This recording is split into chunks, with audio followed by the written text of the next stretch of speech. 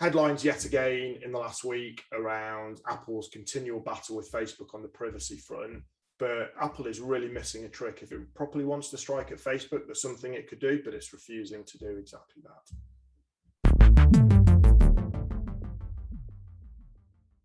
What's going on in the world of messaging? There's so much choice today, isn't there, about what kind of messaging service you use, and obviously security comes into that, and end-to-end encryption is key. Who's kind of winning in the battle at the moment?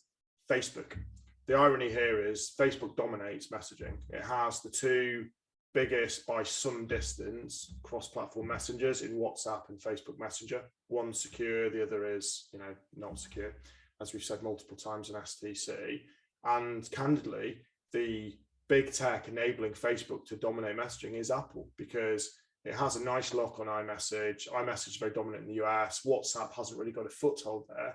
Apple could strike a serious blow at Facebook by allowing iMessage to link much better with Google Messages, to allow encryption cross-platform, to create SMS v2 genuinely across different devices. And it's not, because its real battle is around iPhone and Android, and that's allowing Facebook to thrive in the margins. And the stickiest stuff Facebook has right now is messaging.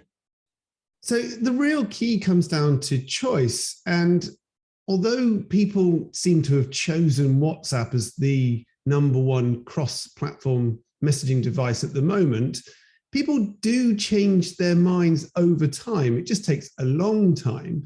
So we've seen less people join Facebook, and we never saw that coming maybe 10 years ago. So people do like to change. And maybe the fact that data privacy is so key, so current at the moment, people are questioning it. Maybe in time, they'll move away to more privacy-focused messaging platforms.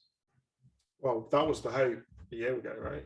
Whenever it was, when WhatsApp tried to change its terms of service, and loads of people flocked to Telegram and Signal. What happened afterwards is everyone stuck with WhatsApp because all their friends and family is on WhatsApp, right? It remains dominant. It's plugged gaps with encrypted backups and multi-device access and all the rest of it. So WhatsApp is thriving right now. Arguably, it's the stickiest platform that Facebook has, because the groups, and whether it's your school parents groups or your work groups, there's so much sticky content on there.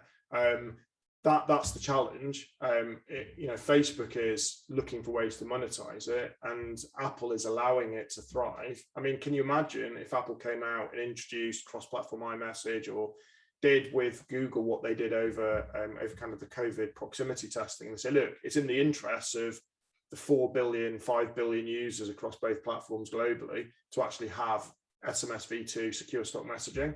That would be a massive threat to WhatsApp and Facebook's lock on messaging. No sign of that.